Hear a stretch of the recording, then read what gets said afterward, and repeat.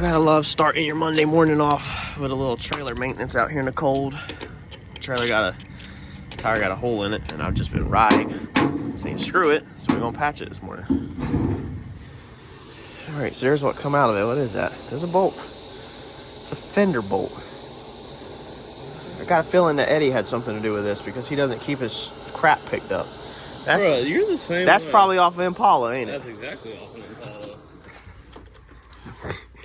Yeah, this is what we do. Is power to her. Is we barely put a starter in there. What are you gonna do? Just hold it with your hands? Yeah. Let's hold. Let's hold this. Is it gonna work or it's not gonna work? Let's hold the starter in place with our freaking hands. Yeah, where's it gonna go? Your fingers are gonna go to the flywheel. No, it might grind. Oh my god.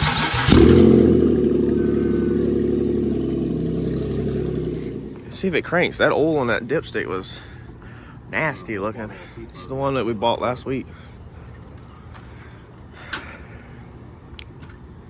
Good old jump boxes. So radiator don't even look busted. Huh.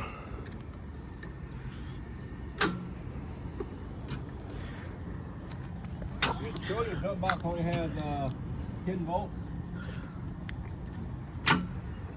Yeah, jump box is dead.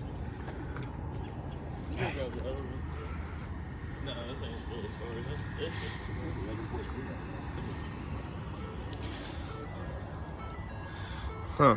Alright, so we're gonna figure out what's going on with this thing. Look at all the freaking jump boxes. I hate these new technology jump boxes. I don't think it's a jump box, I think it's your... Yeah, the fuse is blown. That's why we're not getting anything. Ed, that fuse is blown. Let's see if she cranks. What in the world? Why does it just keep clicking? So it doesn't want to crank because I'm gonna change the starter, but I'm losing a lot of my starter's water. Oh my god, I don't know what's going on. Don't know where that water's coming from, but we're thinking the starter might be locked up. We got the starter out, but if you look right there, that's water dripping out from underneath the head. So Mike's theory now, which I agree, is that somebody could have been mud bogging this thing and hydro-locked the motor and called the insurance company. It's not a flood title, so we're gonna put the starter in, pull the plugs, try to turn it over. All right, so now we're gonna pull the plugs. This has definitely turned into more than I wanted to play with. I'd rather this thing have been smacked with airbags deployed, but I bought it. And I actually bought it without it running and driving, which is actually weird because I went back and looked and didn't even remember doing that. So here's our first one. It's not good. Not good. Let's keep pulling. All right, let's see if we can record this. Not make a mess out here. I'm gonna go ahead and drop the oil out because the dipstick was pretty looking dirty. Like it had water in it, so let's see. Oh God. Yeah, that's water. Wow. That is not what you want to see when you just spent $7,200.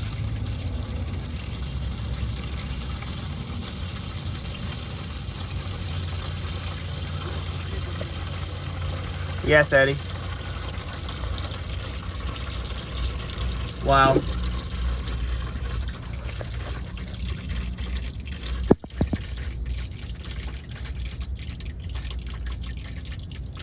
Order me two, Eddie. Two oil changes? Yes, please. I have to take a picture of that. We'll send it back if we don't use both of them. So I haven't got the oil yet, have you? No. The oil's on top, right? Yeah.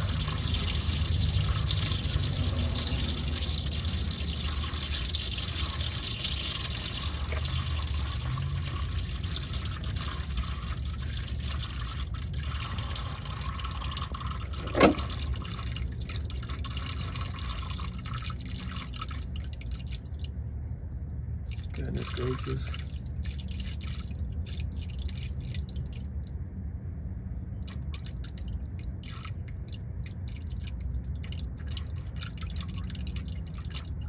There goes the motor roll.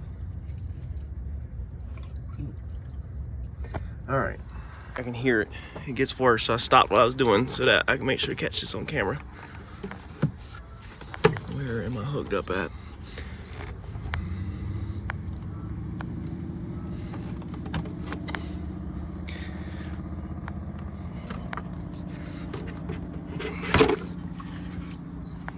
Goodness gracious.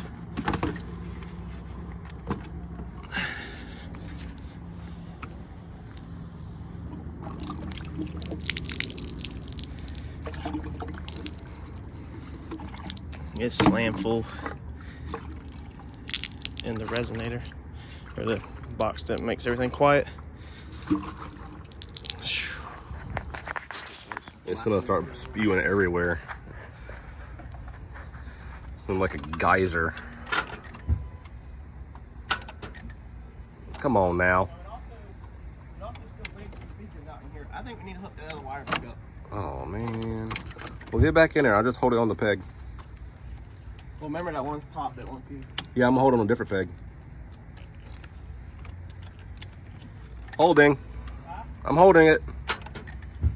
That starter sounds weak. Weaker than the other one. Oh, we got battery problems. Hold on. Hold on. Do it again. Well, I was gonna put another jump box on. Oh, all right. Let's watch the geysers happen. It acts like ain't no power.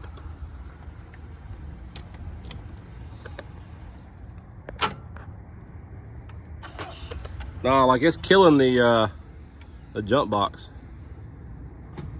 I'm sitting here in my skate on the rollback while I'm waiting for my tower to put my air back in my tires that he stole. And we now officially have a white F-150 parts truck.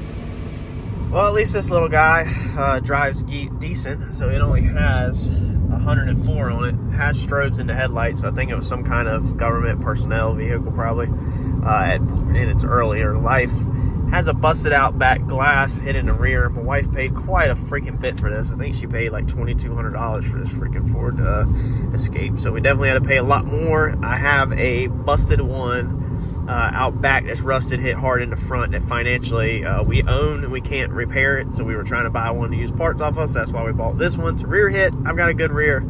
So we're gonna try to wash both of these out. By financially, what we do is we put the price of this one with the price of the other one together as one lump sum, and then we try to sell this one for more than what both of these cost together, and that will make us a little bit of profit, and it will get me out of my other mistakes. So that is how we get rid of bad purchases, such as that Coyote we bought. So this Coyote is unfortunately a $7,200 mistake, basically 73 or no, 72, 7,500 with tow probably. $7,500 mistake, and that's gonna sting. So we have to buy, you know, more F-150s to use parts off of that one, and then out of our profit, when we use parts off of this one, we sell the next one, and then we pay this one off out of our profit. And Michael's getting in the way, and then eventually you'll have your parts vehicle paid off.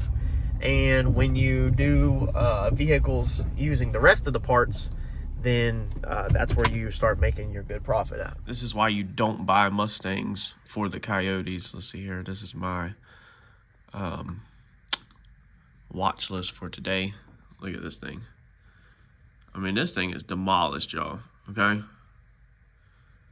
So parting it out, there's nothing left to part out. I mean, cars don't part out good like trucks, really, especially down south. I mean, trucks, we got the beds, which are big money. Tailgates are big money. Axles are decent. Transmissions are bigger money. You know, like, there's part out money, okay? There's your Coyote sitting down in there, which we know if we go in depth that the F-150 and the Mustang Coyote is the exact same if you're building it, because you're trashing most of the stuff out of it anyway. So 17 Ford Mustang, the pre-bid is $4,125 in that condition.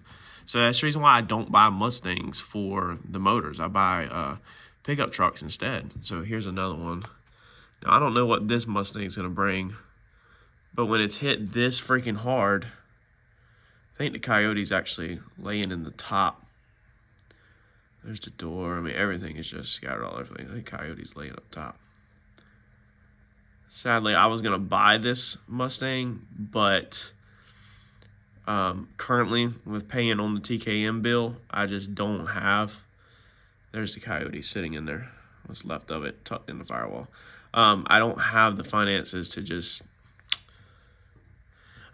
grab a Coyote like this and have it just sitting, because there's going to be no part out, especially on something this hit. I mean, you might find one or two good things. The catalytic converters will bring about $300. But yeah, I mean, dude, this is nuts. Look at the driver's seat. This thing's nuts. And then you probably gonna, you might have to deal with freaking blood and guts and all that nasty stuff. So that's the reason why I don't buy, if anybody's ever wondering, I don't buy Coyote Mustangs, because it's pointless. It's a waste of money, especially if you're building it. It's a complete waste of money. So we are chasing some more Coyote trucks today. This one actually is not a Coyote, but it's an 09, so it's the same body style. It's one I use parts on. We're not messing with this 11. This 10, I'm hitting hard. So this is a work truck with only 115 on it, and I'm sick of not getting these, and I put $5,200 freaking dollars on a work truck. But that's because I have the bed that it needs sitting out back. This truck is very interesting. I'm waiting for a phone call actually from an inside connection into IAA on some information on that before I put a pre-bid on it. And yeah, and that Coyote is a rollover, so we're not messing with that one. And that Coyote has really good miles, but it brings too much money. I think that's frame damage. All right, so this little guy right here, I just got my pre-bid in on. I ain't got no time left, so I put $5,200 on. I'm sick of not winning these trucks, man. So I'm going big, because I need to dig myself out of the hole on all these all these parts trucks. They're going 2 parts truck right now. It's not paid for. That's like the only damage. So it's a little concerning for anybody that's inexperienced. I have a couple ways that I'm not going over in the video to tell that this is an insurance vehicle and not a dealer. Normally when the seller is blank down here, you stay away from it, but there are ways to kind of eliminate that. And I did make a phone call to an inside connection this morning and double check, it is a 50, double check that I did get it right and that this is in fact a insurance vehicle and not a dealer vehicle, because we do not want to buy any dealer Coyotes when we're trying to repair them. All right, let's see if we win any today. All right, so we're gonna take our old trusty Jeep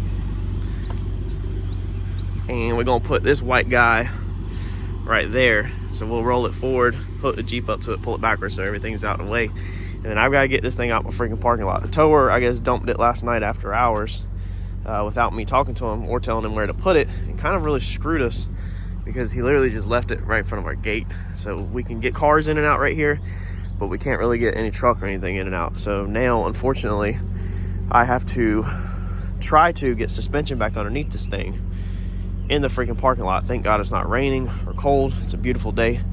But working in the parking lot is never what I wanted. So I'll show you all the damage to this thing when we get it apart. Right, so it looks like this is one thing I'm trying to learn these trucks and see how, when they take a lick, how the suspension folds. Chevrolets, when they take a hit here, every single one of them kink back here. Chevrolets are the worst truck, period, to flip that takes suspension hits. I absolutely hate them. It's wrong. We're not doing them no more.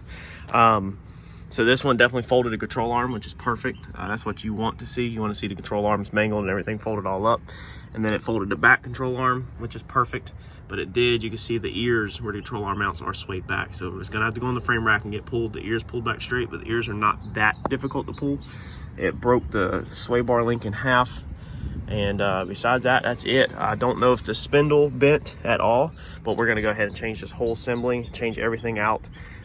We'll be changing out strut, control arms, everything. So everything over here will be replaced out of a truck that's not wrecked, and then we will be pulling these ears back straight. So we're gonna get this guy out because that bolt is gonna be a little hard to get to right there. That's the only thing about collision, is that sometimes you can't get to the bolts. So we're just gonna whack this thing off right here so we can work on the suspension, and when we get on the frame rack, we'll pull this bumper and this tab around so we can get to that bolt.